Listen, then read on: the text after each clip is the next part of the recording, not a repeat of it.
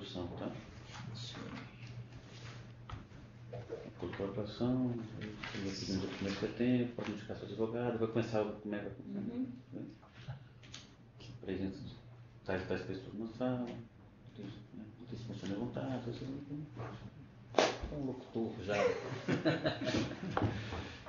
Bom dia. Bom dia. Estou aqui com o senhor Renato Já começou? Tá gravando. Senhor Renato Barbosa Rodrigues Pereira, dando continuidade aos depoimentos do acordo de colaboração premiado. O senhor Renato Barbosa Rodrigues Pereira se encontra na companhia de sua advogada Daniele da Silva Galvão.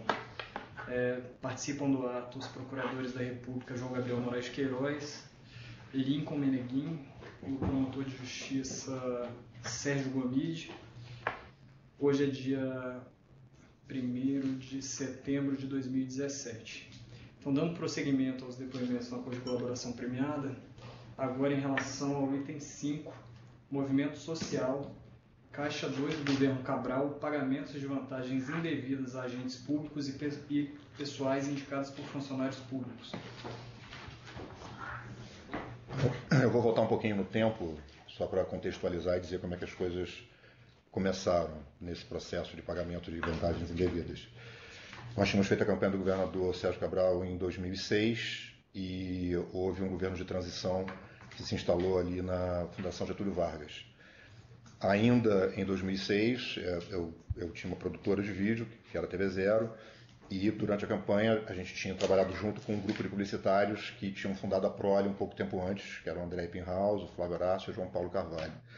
Então, quando a campanha acabou, nós começamos a pensar de que maneira se haveria alguma possibilidade de continuarmos a trabalhar para o futuro governo. Até então, fazíamos campanha de 2 em 2 anos e voltávamos para as nossas atividades habituais. E a primeira ideia que nos ocorreu, por sugestão de um publicitário, que era o Cláudio Barreto, da Euroforte, que já tinha conta listada do governo do Estado durante o governo Rosinha, foi propor serviços de vídeo release. O Cláudio Barreto nos mostrou, a mim e ao André, que já havia uma produtora que trabalhava regularmente para o governo Rosinha, fazendo esse tipo de serviço. Então, as primeiras vezes que eu fui até o governo de transição para conversar com membros do governo de transição, do staff do Sérgio Cabral, a respeito da continuidade do nosso trabalho, foi com essa intenção. E conversei primeiro com o Regis Fischner, expliquei que havia, durante o governo Rosinha, existia uma produtora que fazia serviço regular. Ele disse, então será simplesmente uma questão de substituir uma produtora pela outra. E ele até pensou que seria ainda a TV Zero, que era a produtora que eu tinha, mas o meu sócio de então não tinha mais interesse em continuar trabalhando com política. Muito bem. Depois disso tive uma conversa com o próprio Sérgio, dizendo, a gente vai começar com um serviço de vídeo release. Expliquei mais ou menos como funcionava. Ele disse, ok, converse com o Wilson Carlos. Então eu tive uma primeira conversa com o Wilson, ainda no governo de transição, lá na Fundação Getúlio Vargas. Eu lembro até que foi num sofá, nós dois sentados no mesmo sofá. Eu expliquei como é que funcionava isso no governo Rosinha. Tem uma produtora que acompanha regularmente as atividades de governo, particularmente da governadora. Ela distribui esse conteúdo para as emissoras de televisão diariamente. E o que a gente está imaginando, então, no primeiro momento, é estruturar uma produtora. A gente ainda não sabia quem ia ser, para que a gente possa, de alguma maneira, continuar prestando serviço a vocês e estar presente como prestador de serviço no governo. Ele disse ok. Eu já tinha, então, uma ideia de quanto poderia custar isso, uma ideia genérica, que eu tinha conversado com os meus sócios, o André, o Flávio e o João. E o Wilson me disse, então, que eu previsse, acrescentasse ao nosso orçamento uma contribuição que deveria ser, falou primeiro, olha, pense no Ricardo Cota, porque ele será o secretário de comunicação e será importante que haja aí uma complementação de salário, que é como ele chamou. Pense também no Maurício Cabral. E será importante que você preveja também uma contribuição para o que ele chamou então de movimento social, que era uma contribuição para o Caixa 2 do próprio Sérgio Cabral, do staff do Sérgio Cabral. E me falou também, a gente combinou ali na hora também, que seria interessante ter alguma coisa para ele mesmo, Wilson Carlos. Acho que na época a gente tratou de algo em torno de 20 ou 30 mil reais ainda nessa mesma conversa.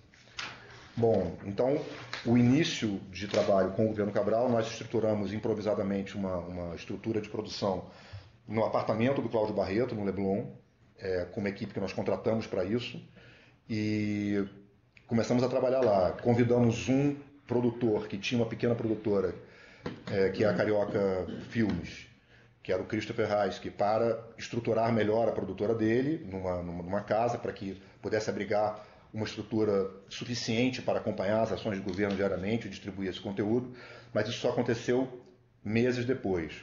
Nesse ínter ele demorou para se estruturar. Enquanto ele não se estruturava, nós fizemos esse trabalho de acompanhamento dessa base no Leblon, que era o apartamento que o Cláudio Barreto já tinha vivido, acho que não morava mais lá, enfim, mas era um apartamento dele.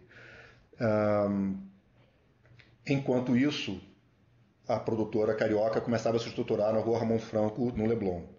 Durante os primeiros meses de 2007, nós tivemos muita dificuldade de conseguir faturar qualquer coisa contra o governo Cabral, porque ele ainda não tinha se organizado e nem se sabia diretamente como é que seria o fluxo de notas fiscais, ninguém tinha muito conhecimento disso. Nem nós, nem os novos integrantes do governo, particularmente a Secretaria de Comunicação, que era coordenada lá pelo Ricardo Cota. Eu mesmo algumas vezes tive que pedir ajuda ao Wilson Carlos, que já era secretário de governo, para ver se havia alguma maneira de agilizar as coisas, porque nós tínhamos uma equipe, estávamos pagando a equipe e ainda não recebíamos nada.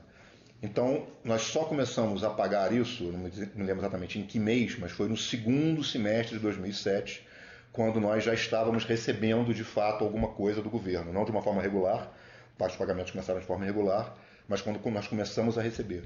Então, eu diria que aí no meados do segundo semestre de 2007 começou esse processo de pagamentos dessas contribuições. No início, o que era para o Ricardo Cota eram cerca de 30 mil reais, ou 30 mil reais.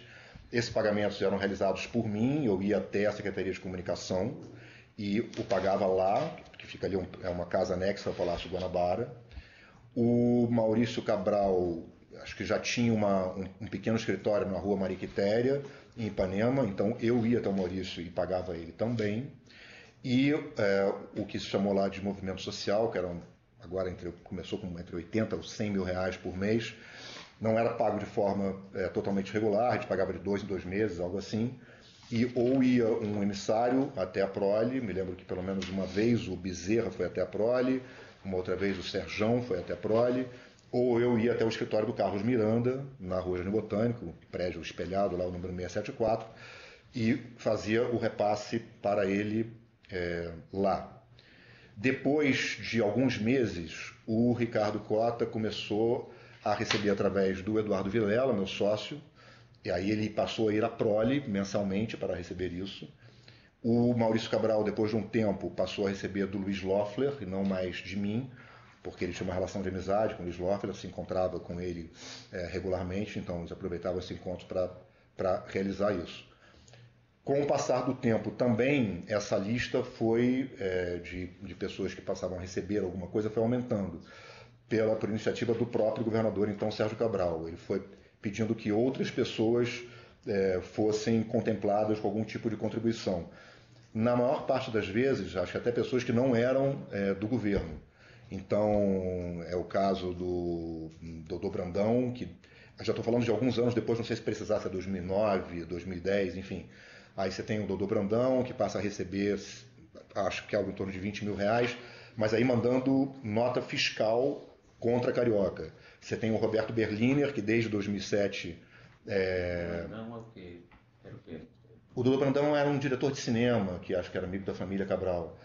O Roberto Berliner tinha sido meu sócio na TV Zero, tinha dirigido a campanha do Sérgio Cabral em 2006, e o Sérgio Cabral queria, na verdade, contemplá-lo com algum tipo de ajuda, como uma forma de agradecimento, digamos assim.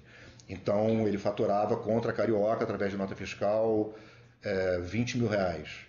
E desde 2007, acho que segundo semestre de 2007, durante alguns anos, até 2013, ou início de 2014. Depois de alguns anos também, que eu me lembro, o Ricardo Stucker, que era fotógrafo que acompanhava o ex-presidente Lula, uma série de atividades. Eu acho que o Stucker a partir de 2010, aí depois a gente tem que confirmar. O Stucker não mandava notas fiscais próprias, mandava de um amigo dele, a gente só descobriu isso depois, mas era 40 mil reais. São notas fiscais contra a Carioca também, então isso tudo está documentado. E depois o piloto de helicóptero do Sérgio Cabral também, ele pediu que houvesse uma complementação, que aí sim acho que é funcionário público, houvesse uma complementação do salário dele, ele passava na prole, recebia do Eduardo Vilela. Enfim, essa lista foi aumentando com o passar do tempo, eu não me lembro dela toda, não tinha um controle exato dessa lista, mas regularmente o próprio governador e o Wilson Carlos até pediam para dar uma olhada, porque a história foi tomando uma proporção maior, e a gente organizou então uma maneira de gerar esse caixa 2 para que fosse para poder pagar as pessoas que eram por caixa 2, né? Algumas eram através de nota fiscal saindo da Carioca e outras eram em espécie. Então, esses pagamentos em espécie exigiam, a solução que nós fizemos, na verdade, foi encontrar algumas produtoras no Rio de Janeiro, acho que foram 3 ou 4 produtoras que fizeram isso durante alguns anos, que simulavam a prestação de serviços para o governo do Rio, fossem vídeos institucionais ou qualquer outra ação de governo.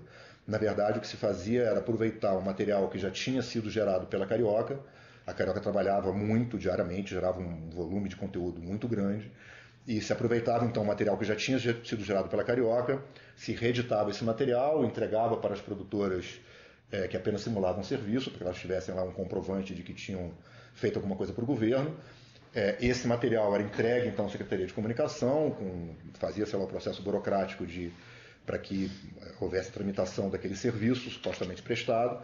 Essas produtoras recebiam pagamento da Secretaria de Comunicação e, se eu não me engano, não era eu que trabalhava diretamente nesse front, mas pelo que eu ouvi, elas, por sua vez, compravam notas fiscal de uma terceira empresa, e essa terceira empresa então sacava em dinheiro e mandava esses recursos para a nossa área financeira, que reunia esse recurso e aí fazia essa distribuição. Fosse lá para a gente pagar o movimento social, o Maurício Cabral, o Ricardo Cota, o piloto de helicóptero. Tem mais uma pessoa que eu me lembro agora aqui também que recebia em espécie, que é a Ana Paula, que é, se não me engano, ex-secretária pessoal do governador Garotinho e que era uma pessoa que, integrantes do governo Cabral, que julgavam que seria interessante remunerar para eventualmente saber alguma informação, coisa assim. Então, esse pagamento para a Ana Paula, que começou, eu não me lembro agora se foi em 2009, 2008, por aí era realizado talvez um pouquinho depois, porque era realizado pelo Marcelo Carneiro, e o Marcelo Carneiro começou a trabalhar conosco não antes de 2010. Então, eu diria que a Ana Paula a partir de 2010. Também recebia R$20 mil por mês em espécie. Ainda com nota fiscal, me lembro de um jornalista que também era ligado ao governo, tinha sido ligado ao governo Garotinho, que é o Peninha, eu não sei aqui o nome dele, mas o apelido dele é esse, é um jornalista relativamente conhecido no Rio de Janeiro, tinha prestado serviço para o governo Garotinho e ele acompanhava todas as ações, as viagens oficiais internacionais que o governador Sérgio Cabral fazia. Por essas viagens ele tinha uma remuneração que ele cobrava e era paga por um serviço que ele realmente prestava, mas além disso ele tinha uma quantia que ele recebia todo mês por meio de nota fiscal, independente de ter trabalhado ou não, como uma forma de manter um vínculo com o governo Cabral. Ou seja, essa estrutura de produção de conteúdo, seja Carioca através do recebimento de notas fiscais e pagamento por serviços que não eram efetivamente prestados, seja através da geração de caixa 2 por produtoras que simulavam a prestação de serviços para a Secretaria de Comunicação do Rio de Janeiro, apenas para gerar uma quantia em espécie, esses 2 recursos eram usados aí para o pagamento dessas despesas determinadas pelo governador Sérgio Cabral. A parte do movimento social, depois de alguns anos, mudou o procedimento de como realizá-lo. Em 2010, eu me lembro que houve um incidente durante a campanha, ainda em 2010, no primeiro semestre de 2010, eu fui até o escritório do Carlos Miranda e me lembro que já tinha ali um controle na recepção que antigamente não tinha. A recepção passou a ter catraca, você tinha que se identificar, etc. e tal. E eu estava ali com uma bolsa, não era nem uma mochila, era uma bolsa mesmo, que era uma quantia substantiva de recursos, porque a gente juntava pelo menos 3 meses, eu juntava antes de fazer a entrega, para não ser todo mês. E foi a última vez que eu fiz uma entrega lá para o Carlos Miranda. Depois disso começou a campanha de 2010, eu estava lá no Polo de Cinevídeo, e eu me lembro que eles comentaram comigo, o próprio governador Sérgio Cabral comentou comigo mais uma vez, o Wilson Carlos também. Houve um incidente lá no prédio do 674, pelo menos eles me narraram que houve um incidente, com o Bezerra, uma tentativa de assalto na garagem do prédio, que eles atribuíram então a alguma iniciativa do ex-governador Garotinho, enfim, pelo menos me disseram isso. A partir desse momento, aí foi o Wilson Carlos me fez uma recomendação de adotar um outro tipo de procedimento toda vez que eu tivesse que fazer qualquer pagamento a eles. Duas coisas o Wilson Carlos me pediu. Primeiro, que o dinheiro nunca fosse identificado, ou seja, recursos que vinham do banco, que a gente tomasse cuidado de tirar o rótulo que vinha do banco identificando a origem do dinheiro.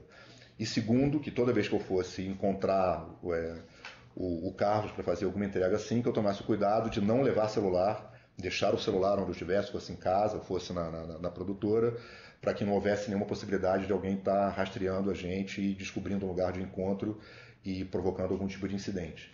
Então, a partir de 2010, já no segundo semestre, final da campanha, pós-final da campanha, quando a gente teve que acertar as contas de 2010, eu passei a encontrar com o Carlos Miranda aí na rua, em geral na esquina ali da General Garçom com o Alexandre Ferreira, marcávamos o encontro, na época ainda por Wicker, ou quando nós nos encontrávamos pessoalmente por alguma outra razão, alguma situação social, mas em geral por Wicker definíamos o horário do encontro, nunca dizendo explicitamente que estávamos nos encontrando para isso, falávamos em geral que era para vamos falar daquele intercâmbio das crianças de inglês, ou alguma coisa do Botafogo. O Carlos tinha filhos, tem filhos, um deles chegou a trabalhar na Carioca, então usávamos um pretexto qualquer, marcávamos o encontro, eu encontrava ali na esquina, andávamos um pouquinho junto, passava a mochila para ele e nos desfazíamos me desfazia dos recursos dessa forma.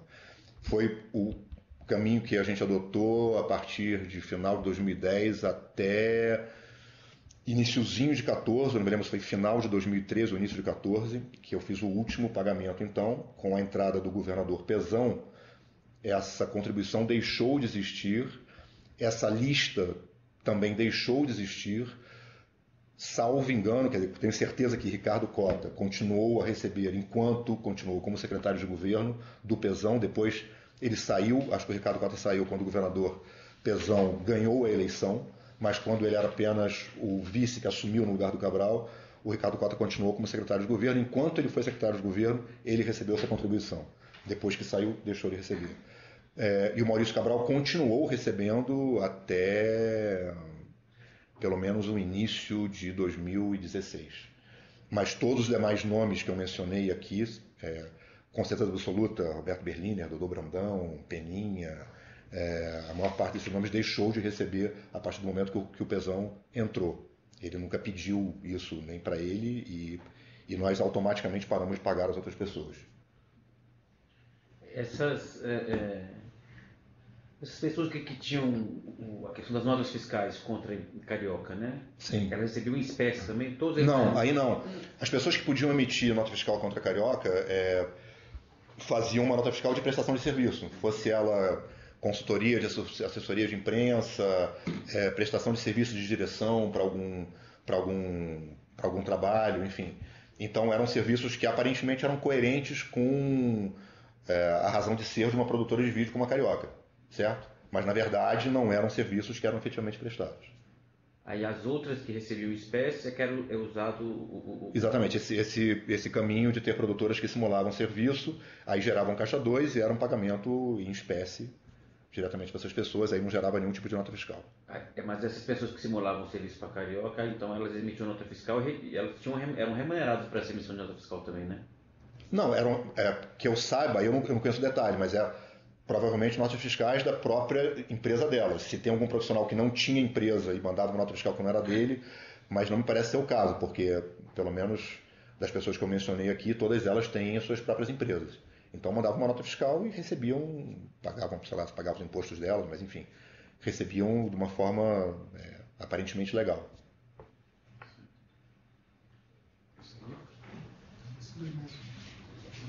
Agora, intervalo, né?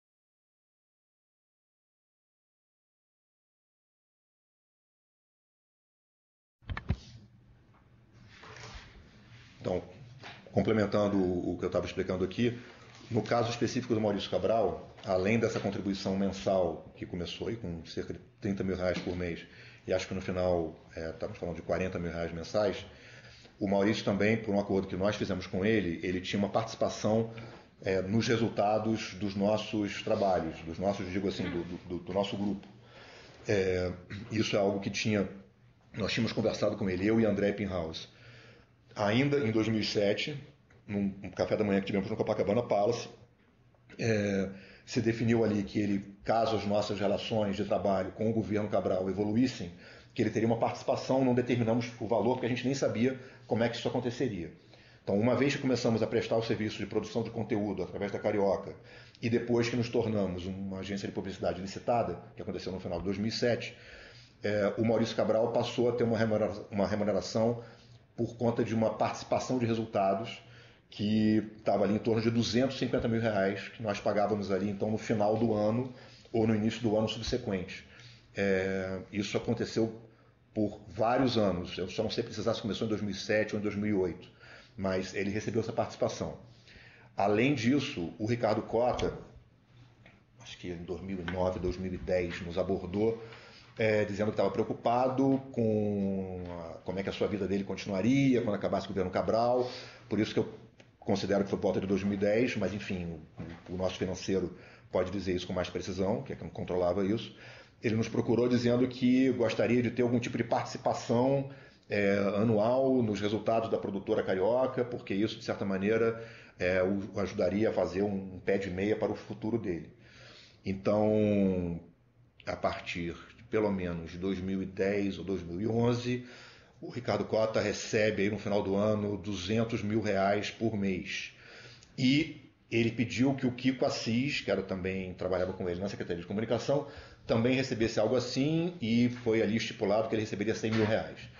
O Kiko Assis nós pagamos apenas uma vez, porque depois consideramos que não tinha o menor cabimento, ele não tinha nenhuma relação com as nossas atividades.